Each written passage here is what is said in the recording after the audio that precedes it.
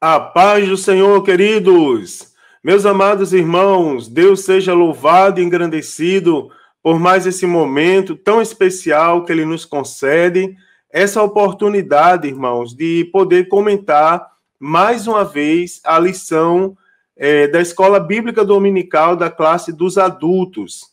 Hoje é a lição de número 9, que tem por título O Ministério de Pastor. Uma lição muito bonita e muito esclarecedora.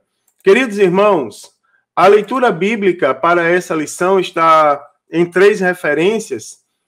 Primeiro, no Evangelho segundo escreveu João, capítulo 10, versículos 11 e 14. Diz assim o versículo 11: Eu sou o bom pastor dá a vida pelas ovelhas. O versículo 14, eu sou um bom pastor e conheço as minhas ovelhas, e das minhas ovelhas sou conhecido. O segundo texto para nossa reflexão hoje está na carta do apóstolo Paulo a Tito, capítulo 1, versículos de 7 a 11, onde diz assim: porque convém que o bispo seja irrepreensível como despenseiro da casa de Deus, não soberbo, nem iracundo, nem dado ao vinho, nem espancador, nem cobiçoso de torpe ganância, mas dado à hospitalidade, amigo do bem, moderado, justo, santo, temperante, retendo firme a fiel palavra, que é conforme a doutrina, para que seja poderoso, tanto para admoestar com a sã doutrina, como para convencer os contradizentes. Porque há muitos desordeiros, faladores, vão enganadores, principalmente os da circuncisão, aos quais convém tapar a boca, homens que transtornam casas inteiras, ensinando o que não convém por torpe ganância. Também, queridos, vamos ler na primeira carta do apóstolo Pedro, capítulo 5, versículos de 2 a 4, onde diz assim: apacentai o rebanho de Deus que está entre vós, tendo cuidado dele, não por força, mas voluntariamente, nem por torpe ganância, mas de ânimo pronto, nem como tendo domínio sobre a herança de Deus, mas servindo de exemplo ao rebanho. E, quando aparecer o sumo pastor, alcançareis a incorruptível coroa de glória.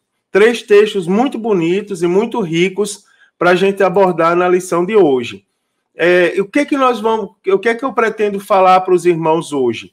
Vamos, irmãos, juntos estudar acerca do ministério de pastor, não é? Lembrando que o ministério, como um dos dons ministeriais concedidos por Deus à igreja, e que foi listado pelo apóstolo Paulo lá na carta aos Efésios, capítulo 4, versículo 11.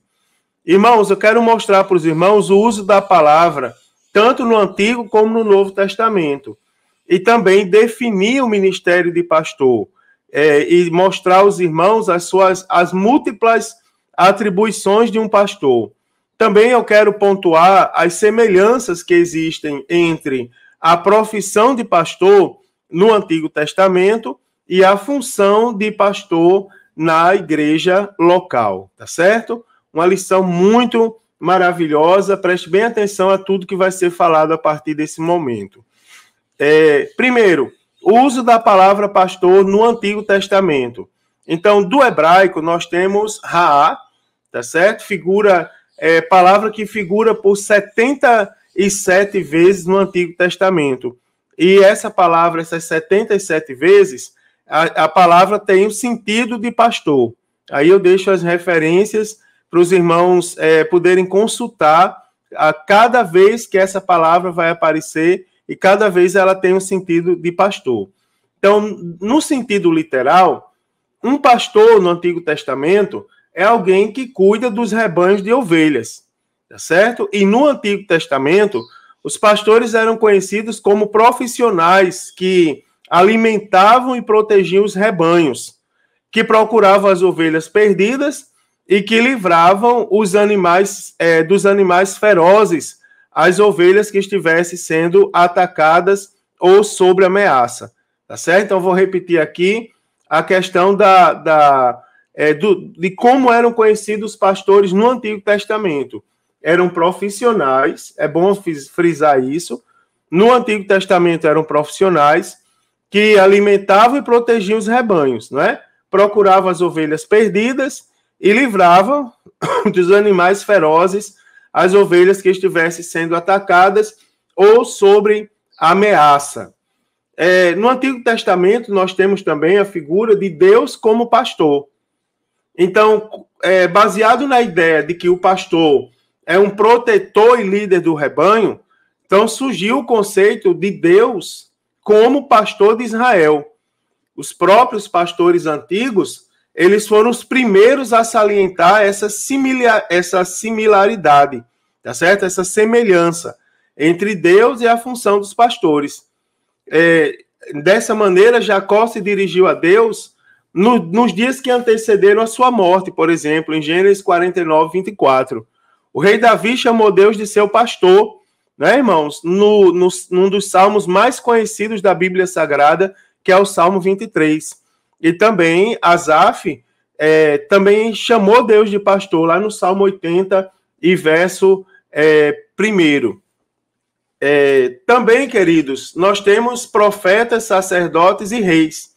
Então, nós também podemos encontrar inúmeras passagens no Antigo Testamento que se referem aos líderes do povo de Deus como pastores, que agem sob a supervisão de Deus. Mais tarde, os profetas, os sacerdotes e os reis de Israel, que haviam falhado no seu encargo diante de Deus e do seu povo, foram condenados como pastores que haviam desertado o rebanho ou que haviam enganado as suas ovelhas.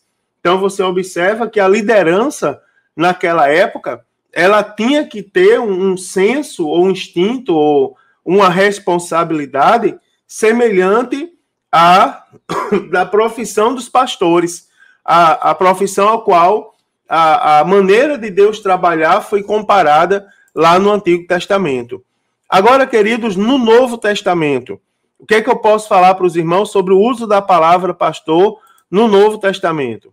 No Novo Testamento, nós temos derivado do grego, poimé, né, que é usado em algumas circunstâncias. Por exemplo, pode ser usado no seu significado natural, né? E nós temos algumas referências que está aí na apresentação, é importante os irmãos pesquisarem na Bíblia essas referências. Também é usado de maneira metafórica acerca de Jesus e também de maneira metafórica acerca dos que atuam como pastores nas igrejas. Então, a palavra pastor, no seu significado natural, também se referindo a Jesus, não é? A atuação de Jesus, e também se referindo à atuação de pastores que atuam nas igrejas locais. Aqui no Novo Testamento, é lógico que eu não poderia falar de pastor sem citar Jesus, não é? Então, Jesus, ele pode ser considerado o maior exemplo, irmãos, do verdadeiro pastor.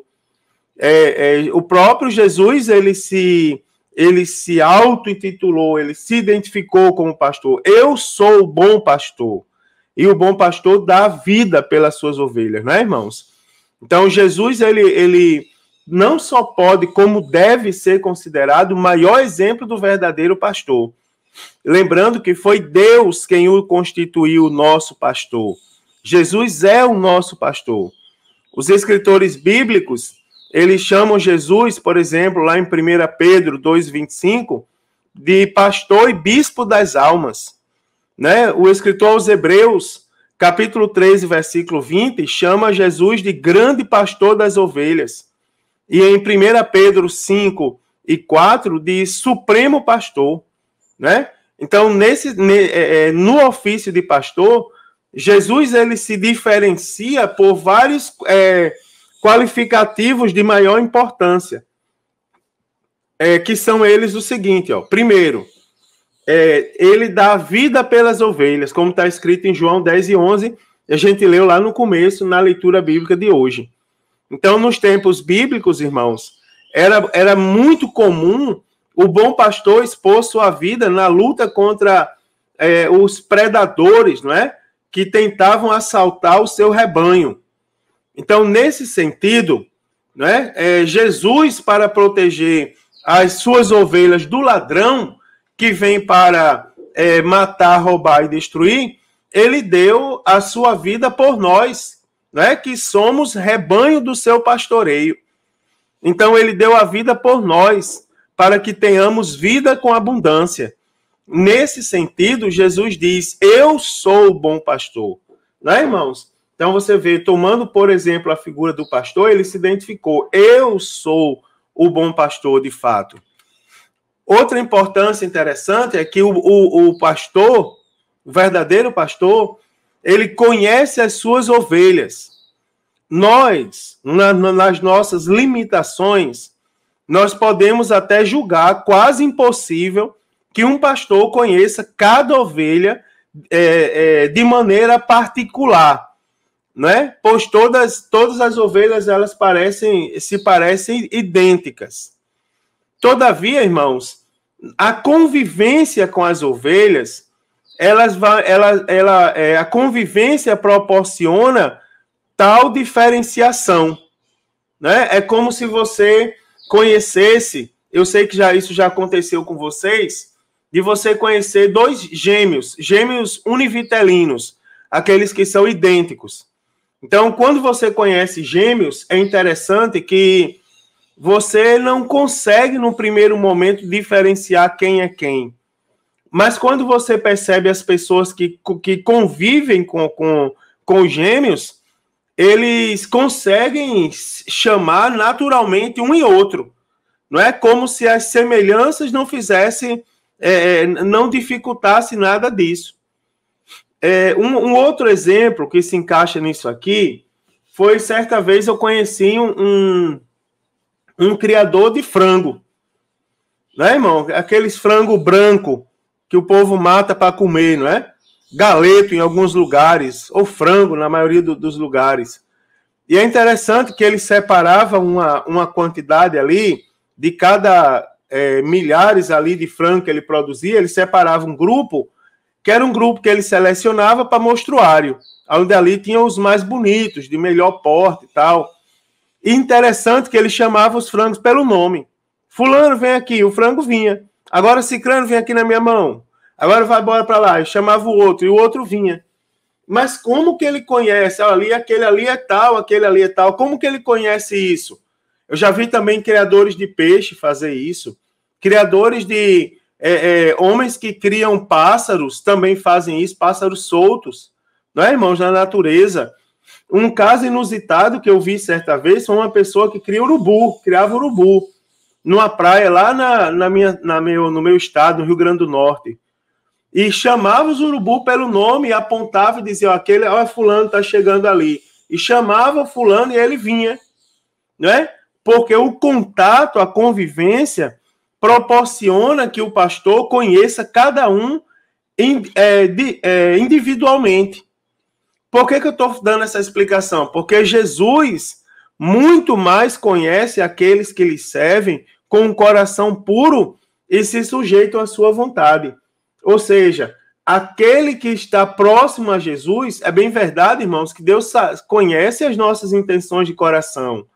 Mas aquele que está mais próximo a Jesus, né, irmãos? Ele conhece de maneira íntima. Ele cuida, né, irmãos? É porque servir a Jesus não é um ato obrigatório, é uma opção de vida. É uma opção, uma decisão que a gente toma. Então, quando a gente toma essa decisão, a gente passa a ser cuidado no sentido de Jesus nos conhecer nos mínimos detalhes. Isso é muito bonito, irmãos, de se falar, muito bonito mesmo, tá certo? Uma outra característica é que o verdadeiro pastor guia as suas ovelhas. Então, o pastor à frente do rebanho, ele era a garantia de ser conduzido aos bons pastos e de preservá-lo da emboscada das feras. Então, era um costume dos tempos remotos. Então, era um motivo da expressão confiante do rei Davi, com a sua própria experiência de pastor, quando ele dizia: o Senhor é o meu pastor e nada me faltará. Por quê? Porque o Senhor vai à frente, e o Senhor à frente era garantia, tanto de verdes pastos como de proteção. Então, não deve ser menor a nossa confiança no bom pastor, não é? O bom pastor, lembrando que é Jesus Cristo. Por quê? Porque Jesus tanto nos garante a proteção como a provisão, né? Ele à frente da gente, ele garante bons pastos, e que é a provisão, e também ele nos protege, né, irmãos? Que é a proteção, tá certo? Muito interessante isso daqui. E também, queridos, o bom pastor busca as ovelhas perdidas. Lá no Evangelho, segundo escreveu o evangelista Lucas, no capítulo 15, dos versos de 1 a 7, a gente encontra a famosa parábola da ovelha perdida, que essa parábola vai nos mostrar que o pastor é capaz de... o que o pastor é capaz de fazer para buscar uma ovelha que se perde do rebanho. Então, essa analogia, queridos, ela é usada por Jesus Cristo a fim de retratar o interesse que ele tem de restaurar os pecadores à comunhão com Deus. Então, o bom pastor é aquele que busca, né, irmãos? Não desiste das ovelhas perdidas. Agora, queridos, é importante a gente falar também sobre, especificamente, um pouco sobre o dom ministerial de pastor. Lembrando aos irmãos que entre os dons ministeriais concedidos à igreja por meio do Espírito Santo, encontra-se o dom de pastor. Aí eu quero parar aqui para lembrar aos irmãos. Se é um dom concedido à igreja, significa que ele está diretamente ligado, diretamente proporcional, não é? Ligado à intimidade com o Espírito Santo, à fidelidade a Deus. Né, irmãos? Por quê? Porque se o Espírito Santo concede o dom, se não houver comunhão com ele, o dom é o quê? Retirado. É verdade, mas é importante essa observação. Então, entre os dons concedidos à igreja, encontra-se o dom de pastor. Lembre-se que eu estou falando de dom, tá certo? Dom é algo sobrenatural, é algo que vem da parte de Deus. No sentido do dom ministerial, pastor é o responsável pela direção e pelo apacentamento do rebanho. Biblicamente falando, a gente encontra, por exemplo, lá no livro do Apocalipse, quando as cartas são enviadas, há uma ordem ao apóstolo João, dizendo: João, escreve o que tu vê e envia aos anjos que estão nas igrejas. Então, em Apocalipse, o pastor é identificado como anjo da igreja, né? Então, ele serve sob a direção de Jesus, a quem pertence a igreja, não é? Isso que é interessante, o pastor é um servo do Senhor Jesus, não é? Porque a igreja pertence ao Senhor Jesus, e ele deve andar de acordo com as pisadas do Senhor Jesus e sobre a direção do Senhor Jesus. Isso aqui é muito interessante. Cabe ao pastor, né, irmãos? É responsabilidade do pastor velar pelas ovelhas. Por quê? Porque um dia ele vai ter que dar conta das ovelhas. Tá certo, irmãos? Vai ter que dar conta de cada uma delas para o dono das ovelhas. Isso aqui é uma coisa muito interessante. Gera um zum às vezes quando a gente está falando sobre isso, porque pessoas geralmente querem dar exemplo de maus pastores. Mas eu prefiro não entrar nesse mérito, eu prefiro ensinar o que é ser um bom pastor. Tá certo, irmãos? Então, qual é a necessidade de um pastor para a igreja? Presta atenção. O pastor na igreja, ele é essencial ao propósito de Deus. Tá certo? Tem que ter alguém que conduza o rebanho de acordo, alguém que seja responsável por trazer sempre o rebanho à vontade de Deus. Então, a igreja que deixar de ter pastores piedosos e fiéis não será pastoreada segundo a mente do Espírito. Isso aqui é interessante, irmãos. Não existe igreja sem pastor. Então, será uma igreja sem pastor é uma igreja vulnerável às forças destrutivas de Satanás e do mundo. Lembrando que as forças destrutivas de Satanás nem sempre é uma bomba atômica que causa muito barulho. Na maioria das vezes é algo sutil. E a presença do pastor é interessante porque ele percebe a sutileza, né? Por exemplo, eu acabei de falar que o pastor ele ia à frente do rebanho e ali ele percebia quando tinha algum predador armando emboscada para o rebanho. Isso aqui é interessante, irmãos. A gente tem que tomar muito cuidado disso. A maioria das vezes, as forças satanás é como uma emboscada. Ele está ali, não é?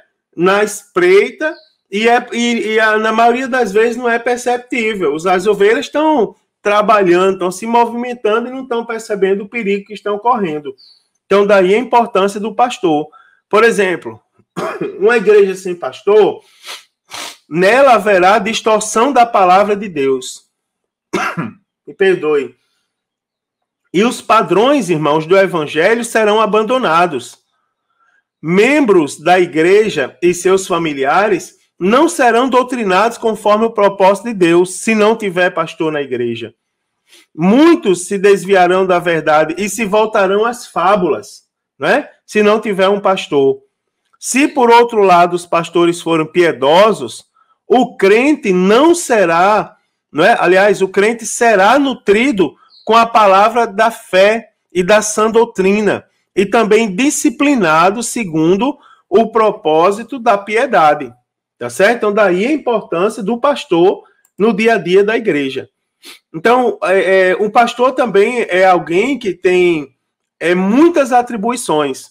Então, a missão do pastor, ela pode ser tida como múltipla e polivalente. No seguinte sentido, ó, um pastor de verdade tem que agir como ensinador, como conselheiro, como pregador, como evangelizador, como missionário, como profeta, como juiz de causas complexas, não é? Fazer às vezes de psicólogo, conciliador, administrador eclesiástico dos bens espirituais e de recursos humanos sobre os seus cuidados na igreja local. O pastor também é administrador de bens materiais e patrimoniais, gestor de finanças e recursos monetários da igreja local. Então, ó, tudo isso está no pacote, tá certo? Ali das atribuições de um pastor piedoso. Não tem como fugir disso. Eu já ouvi alguém dizer assim, ó, eu falei que não ia entrar no lado negativo, mas alguém dizer, eu sou pastor, não sou juiz, não. Mas o pastor também tem que ser juiz, né? O pastor tem que estar pronto para resolver causas, para conciliar, né, irmãos? Enfim, é a múltipla e polivalente função de um pastor. Também o pastor tem muitas atribuições. Então, algumas outras são cuidar da sã doutrina, refutar heresia, ensinar a palavra de Deus e exercer a direção da igreja local, tá certo? Tem que ser um exemplo de pureza da sã doutrina, tem que se esforçar no sentido de que todos os crentes permaneçam na graça divina.